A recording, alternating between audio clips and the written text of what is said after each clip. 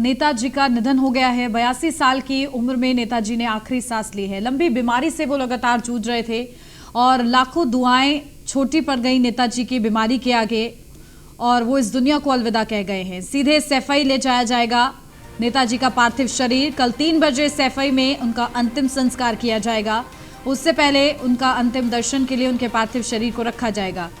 अंतिम दर्शन के लिए जहां उनके लाखों समर्थक जो उनके लिए दुआ कर रहे थे वो उनके आखिरी बार दर्शन करेंगे। सैफई आवास पर उनके पार्थिव शरीर को रखा जाएगा और कल राजकीय सम्मान के साथ नेताजी को अलविदा कहा जाएगा। अंतिम संस्कार होगा। यमुना एक्सप्रेसवे से होते हुए ले जाया जाएगा पार्थिव शरीर। समाजवादी पार्टी की ओर से ट्वीट कर इसकी जानकारी दी गई है। तो देखिए, नेताजी का 82 साल की उम्र में निधन हुआ है। सीधे सैफई ले जाया जाएगा पार्थिव शरीर। ये दुखद खबर आज सुबह के साथ ही मिली है।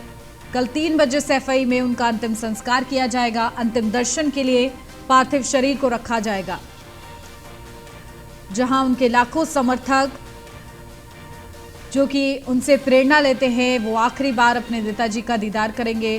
कल पूरे राजकीय सम्मान के साथ अंतिम संस्कार नेताजी का किया जाएगा।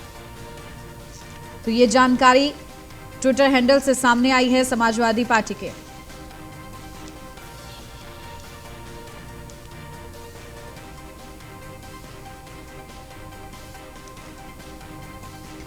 और चलिए, हमारे साथ पूर्व कैबिनेट मंत्री राम जी हमारे साथ जुड़ गए हैं।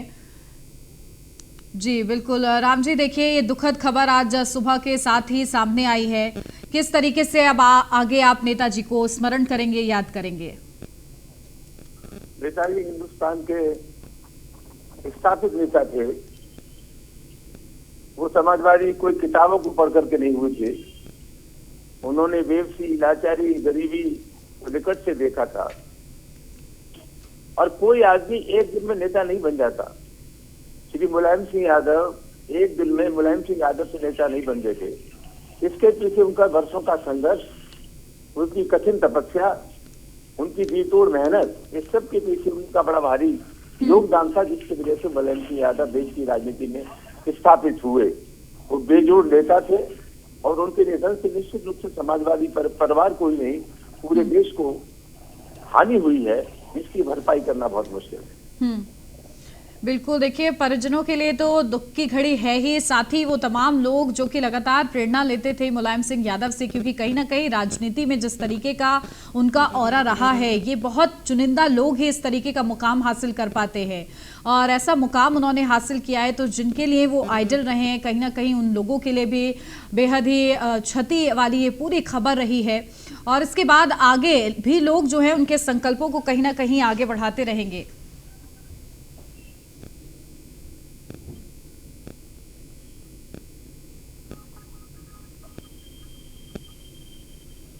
राम जी, मेरी आवाज मिल रही है आपको? हाँ, मिल रही है जी बिल्कुल। देखिए, युवा उनको किस तरीके से याद करेंगे जो कि उन्हें आइडल मानते हैं? देखिए, सबसे बड़ी बात है, समाज का कोई वर्ग ऐसा नहीं है जिस वर्ग की लड़ाई नेताजी ने न लड़ी हो। और यही वजह है कि समाज का हर वर्ग ये एहसास करता था कि वे उनके अपने हैं। नेता और जनता के बीच में अपनत्व पैदा करने के लिए बहुत ही परिश्रम की, बहुत ही भरोसे की, बहुत ही विश्वास की आवश्यकता होती है। और जो उन्होंने अपनत्व लोगों को दिया, विश्वास दिया, भरोसा दिया, जिसकी वजह से गर्दिश में हर कार्यकर्ता ये महसूस करता था, हर नौजवान ये महसूस करता था कि संकट की घड़ी में मैं देखूंगा तो नेताजी मेरे साथ हर वक्त खड़े मिलेंगे। ये बड़ा भारी भरोसा था नौजवानों का उनके प्रति और प्रदेश की जनता का। आपका जो उनसे वार्तालाप था, आखिरी वार्तालाप, और उनकी क्या यादें आप संजो कर रखना चाहेंगे? जब आप उनका व्यक्तित्व देखते थे, उनसे रूबरू होते थे, क्या वो एक चीज है जो हमेशा आप अपने मन में संजो कर रखेंगे नेताजी के नाम की? मैं 1968-69 से उन्हें जानता था। वो 1967 में इटावा से विधायक बन गए थे। मैं उस समय सोशलिस्ट पार्टी का कार्यकर्ता था। उससे बात बराबर उनसे मिलना जुलना रहता था। 1999 से लेकर 2000 तक मैं लोकसभा में उनके साथ था। विभिन्न विषयों पर उनसे बातचीत करके ही हम लोकसभा में सवालों को उठाया करते थे। एक लंबा साथ रहा है और उस लंबे साथ में एक जज्बाती रिश्ता नेताजी से कायम हो गया था। आज उनके न रहने से हम लोगों को बहुत ही अभाव दिखाई देता है। हम लोग बहुत दुखी हैं और उनकी भरपाई करना बहुत मुश्किल है।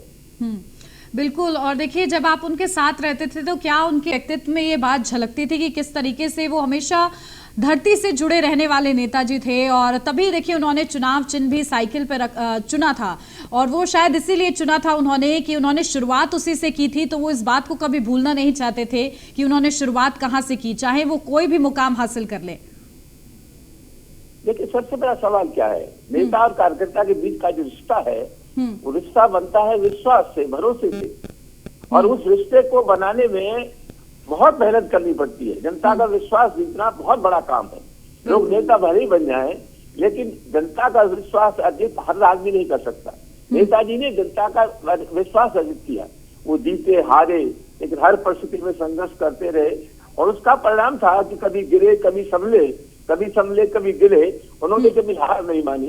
इस दृष्टि से वो हम लोगों के आदर्श थे, और भारत की राजनीति में वो अकेले ऐसे नेता थे जिन्होंने संघर्ष के बलबूते समाजवादी पार्टी को स्थापित किया, समाजवादी आंदोलन को मजबूत किया। तेरे साथ नेताजी मुलायम सिंह है, तेरा कोई कुछ कर नहीं पाएगा।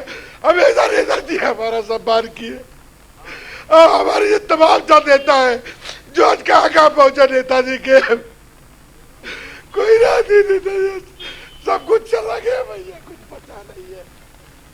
हम लोग अब कुछ नहीं जिंदगी बचा है। एक मेरी माँ गई, एक नेताजी चले गए।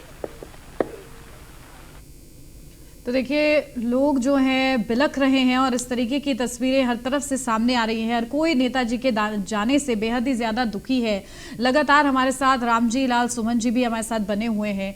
राम जी, देखिए, तमाम महत्वपूर्ण बातें आपने बताई हैं उनके व्यक्तित्व से जुड़ी हुई, लेकिन अगर बात करें राजनीति की, तो कहीं ना कहीं समाजवादी पार्टी का एक वो मजबूत स्तंभ रहे हैं। और क्या आप चाहते हैं कि समाजवादी पार्टी जो है उनसे सीख लेकर आगे बढ़े?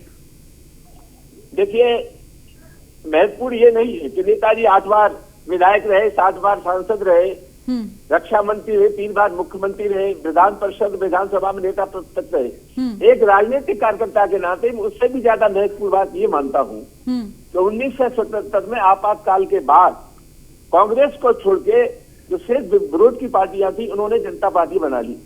तो हिंदुस्तान का समाजवादी आंदोलन लगभग खत्म हो गया था।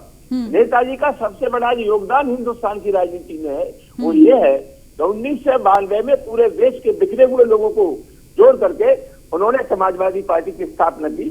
ये उनका सबसे बड़ा योगदान है हिंदुस्तान के, भारत के समाजवादी आंदोलन में। बिल्कुल। और समाजवादी देखिए पार्टी को नाम दिया गया, और कहीं ना कहीं कि समाज के जो मुद्दे हैं वो उठाए उन्होंने हमेशा से ही, और उन्होंने ऐसे फैसले अपने पूरे सफर में लिए हैं जिन फैसलों का कहीं ना कहीं विपक्षी पार्टियां भी कई बार ऐसा हुआ कि समर्थन करती हुई नजर आई। तो ये बात सीखने वाली होती है कि आखिर समाज से जुड़े मुद्दे जब कोई भी पार्टी उठाती है तो उसका वजन जो है अपने आप में बढ़ जाता है। ऐसे ही मुद्दे आने वाले समय में समाजवादी पार्टी को उठाने चाहिए।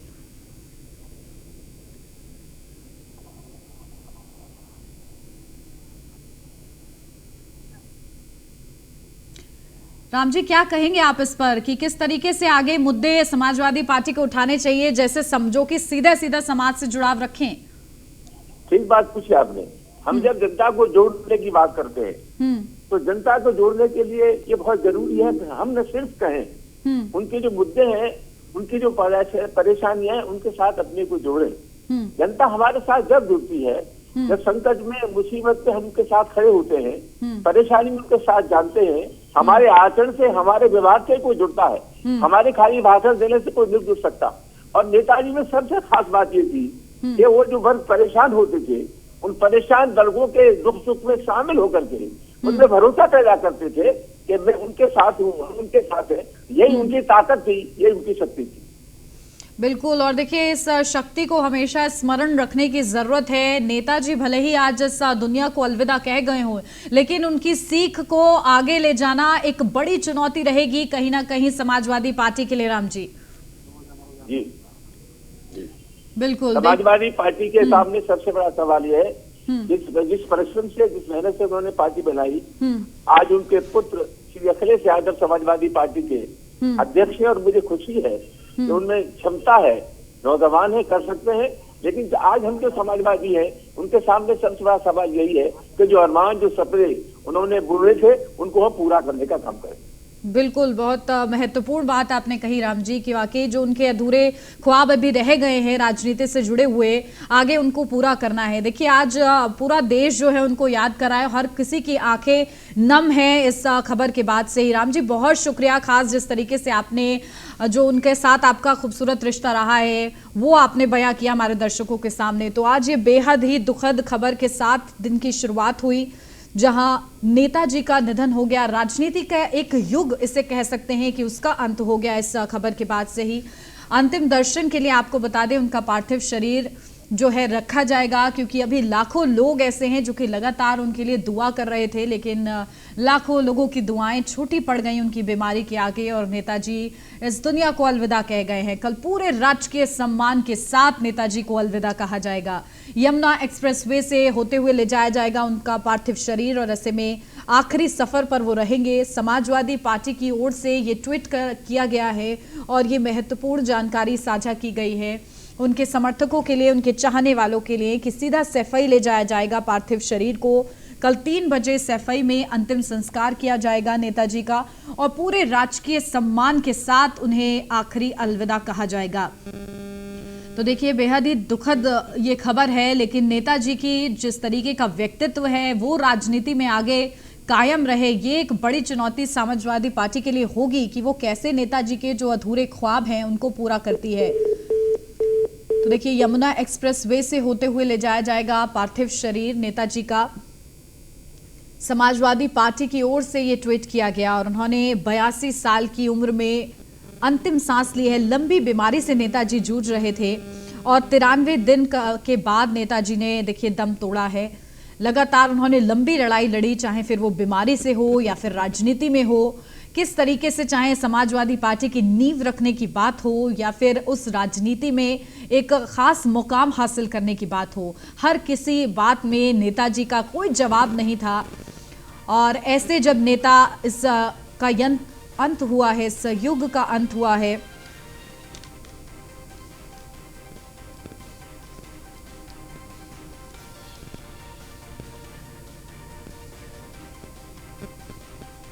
तो देखिए नेताजी का निधन 82 साल की उम्र में हुआ है और कल उनका अंतिम संस्कार किया जाएगा पूरे राजकीय सम्मान के साथ। तो देखिए लंबी बीमारी से वो जूझ रहे थे, लगातार ब्लड प्रेशर इशू था, मल्टीपल इश्यूज थे उनके और इसी वजह से डॉक्टर्स का खास पैनल भी उनको स्वस्थ नहीं कर पाया। और देखिए लगातार सीएम धामी उत्तराखंड के मुख्यमंत्री की तरफ से ट्वीट किया गया, सरल एवं सहज स्वभाव के धनी रहे भारतीय जनता पार्टी के पूर्व प्रदेश अध्यक्ष एवं पूर्व केंद्रीय राज्य मंत्री स्वर्गीय बची सिंह रावती जी की जयंती।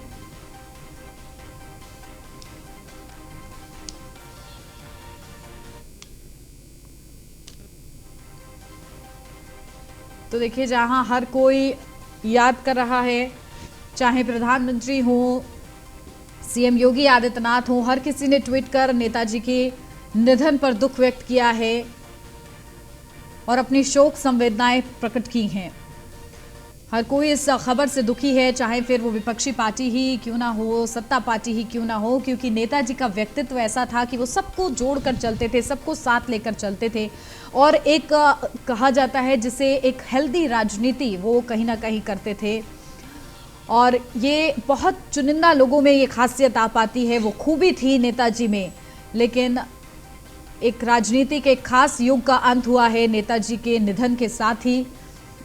ये दुखद खबर जिसने हर किसी की आंखें नम कर दी हैं, हर कोई नेताजी को स्मरण कर रहा है और उनकी बातों को, उनके लिए गए फैसलों को याद कर रहा है। यहाँ तक कि आम जनता से भी उनका एक खास लगाव था, क्योंकि जनता जानती थी कि जनता के हित के मुद्दे नेताजी उठाया करते थे और ऐसे में जनता भी याद कर रही है उनके जो फैसले थे, जिन फैसलों से कहीं ना कहीं जनता का भी कल्याण हुआ। प्रधानमंत्री जी, आपने भी सबसे मिलजुल करके और सबका काम किया। ये सही है कि हम जब मिले किसी काम के लिए कहा तो आपने उसी पर ऑर्डर किया। ये मैं आपका यहाँ पर आदर करता हूँ, सम्मान करता हूँ। कि प्रधानमंत्री जी ने सबको लेके चलने का पूरा प्रयास किया। तो आपने जिस तरह को चलाया है और सबको खुश रखना बड़ा कठिन काम है, लेकिन फिर भी आपके खिलाफ कोई नहीं बोलता है, न आप पर कोई टिप्पणी करता है। इसे विशेषकर बधाई और धन्यवाद आपको देता है। तो मैं चाहता हूँ, मेरी कामना है कि जितने माननीय सदस्य हैं दोबारा फिर जीत गया, ये हमारी इच्छा है। तो ये और तो ये भी चाहता हूँ, हम लोग तो इतना बहुमत नहीं आ सकते हैं, प्रधानमंत्री जी आप फिर बने प्रधानमंत्री जी। आपने भी सबसे मिलजुल करके और सबका काम किया है। ये सही है कि हम जब मिले किसी काम के लिए कहा तो आपने उसी पर ऑर्डर किया। ये मैं आपका यहाँ पर आदर करता हूँ, सम्मान करता हूँ कि प्रधानमंत्री जी ने सबको लेके चलने का पूरा प्रयास किया। तो आपने जिस तरह को चलाया है और सबको खुश रखना बड़ा कठिन काम है, लेकिन फिर भी आपके खिलाफ कोई नहीं बोलता है, न आप पर कोई टिप्पणी करता है। इसे विशेषकर बधाई और धन्यवाद आपको देता है। तो मैं चाहता हूँ, मेरी कामना है कि जितने माननीय सदस्य हैं दोबारा फिर जीत गया, ये हमारी इच्छा है। तो ये और तो ये भी चाहता हूँ, हम लोग तो इतना बहुमत नहीं आ सकते हैं, प्रधानमंत्री जी आप फिर बने प्रधानमंत्री जी। तो देखिए, नेताजी को आपने सुना और ये सदन की कुछ खास पेशकश थी। और इसी बीच देखिए, कांग्रेस नेता राहुल गांधी का ये ट्वीट, श्री मुलायम सिंह यादव जी का निधन एक बेहद दुखद समाचार है। वो जमीनी राजनीति से जुड़े एक सच्चे योद्धा थे।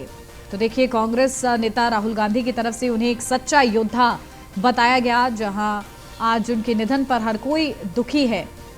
प्रधानमंत्री नरेंद्र मोदी से लेकर सीएम योगी आदित्यनाथ हों, चाहे कांग्रेस के नेता राहुल गांधी हों, हर किसी ने दुख व्यक्त किया है। और देखिए, इस सियासी दंगल के माहिर थे मुलायम सिंह यादव, जिन्हें नेताजी कहा जाता था। और सुभाष चंद्र बोस के बाद अगर किसी के नाम के आगे नेताजी लगा तो वो नाम था मुलायम सिंह यादव का। और देखिए, किस तरीके से एक राजनीति के एक खास युग का अंत हुआ है नेताजी के निधन के साथ। ये दुखद खबर जिसने हर किसी की आंखें नम की हैं, हर कोई दुखी है। ये राजनीति के लिए एक बहुत बड़ी क्षति और देशवासियों के लिए बड़ी क्षति है कि एक ऐसे जिम्मेदार नेता जो कि कहीं ना कहीं सीधे जनता से जुड़ाव रखते थे और जनता के मुद्दे उठाते थे, ऐसे नेता का अंत हुआ है। लेकिन जो उनकी सीख है वो हमेशा लोग अपने दिलों में संजो कर रखेंगे। और उनके जो प्रेरणा स्रोत, उनका पूरा सफर रहा है, उससे कहीं ना कहीं आगे भी लोग सीख लेते रहेंगे। जो युवा हैं, खासतौर से जो राजनीति में आना चाहते हैं,